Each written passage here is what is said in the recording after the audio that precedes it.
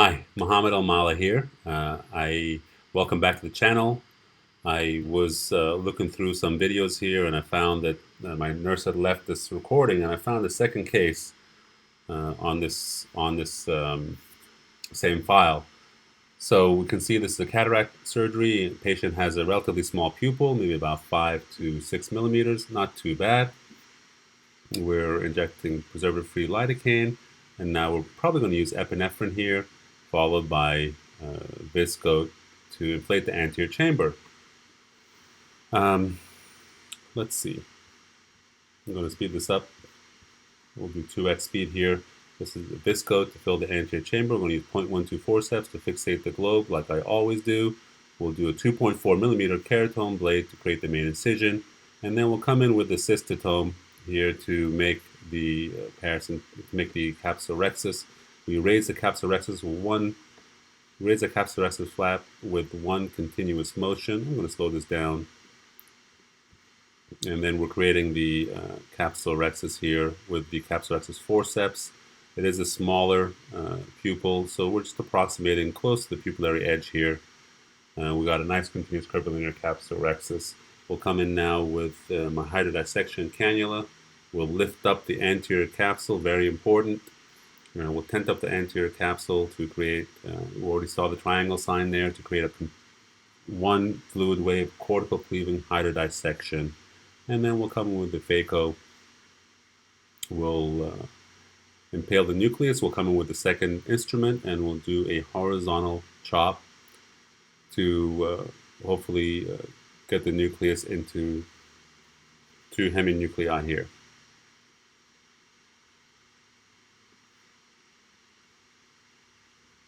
All right. So decent chop. Yes, that's a good crack there. And we're using 2 instruments here to rotate the nucleus, decrease stress on the zonules. We've got 2 heminuclei. We'll go ahead and crack the first heminucleus.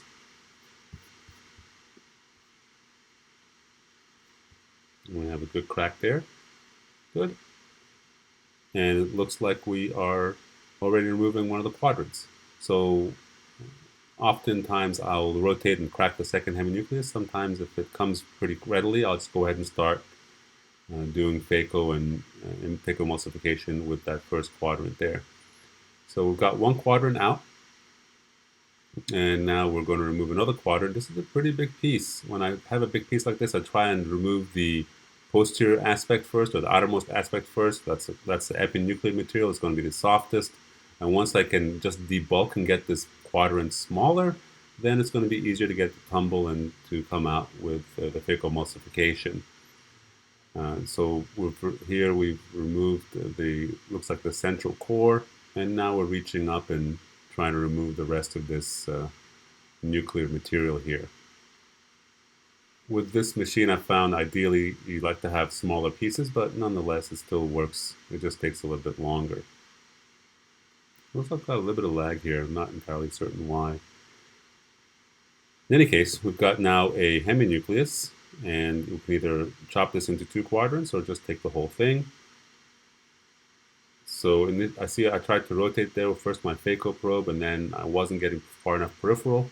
So I went in with my second instrument and got more peripheral to try and rotate that piece. And so we're going to take out the whole thing, and this is tumbling nicely, so this should go really quite well and quite rapidly. We're using torsional phaco with intelligent phaco, so we're getting longitudinal bursts of phaco just to prevent occlusion once we approach occlusion. And because we have done a good cortical cleaving hydrodissection, a lot of the cortex can just come out even just with the phaco probe. And what I was doing there is I saw a little nuclear fragment, so I was trying to get that nuclear fragment to come to the phaco tip, which it did. I'm now going to polish the posterior capsule with the Terry Squeegee, and you'll see there's a little remnants there of cortical material on the posterior capsule, which we removed readily with that squeegee. And now we'll go in with Provisc, fill the capsular bag. This must be an older case because my technique now is to go to the right and left of the wound to remove any residual the lens material may be hiding in the fornix there. And I'm sorry, in the anterior chamber angle. IOL is in. We're going to position the IOL with our IA. You can use a second instrument to position that IOL, like a Lester or a Kugelin, but I just go in with the IA with no irrigation, position the IOL. Once the haptics start to open, that's when I turn on my irrigation and do aspirate out the viscoelastic and any remaining cortical material that's there.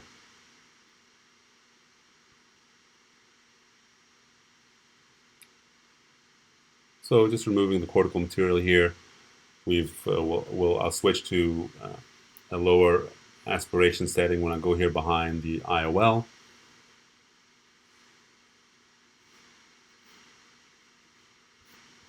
And then once that's nice, we're happy with that, we've got good anterior capsule, at least with overlap over the optics. Once I hydrate the lips of the main wound, then so what I'm doing there, going right and left with the cannula there, was to remove any nuclear material that may be hiding in the anterior chamber angle. I now use Provisc for that part. In any case, we've got good anterior capsular overlap here over the optic edge. We're checking the wounds, making sure the wounds are watertight, and that's the end of the case. Thank you very much for your attention. I hope you learned something from this.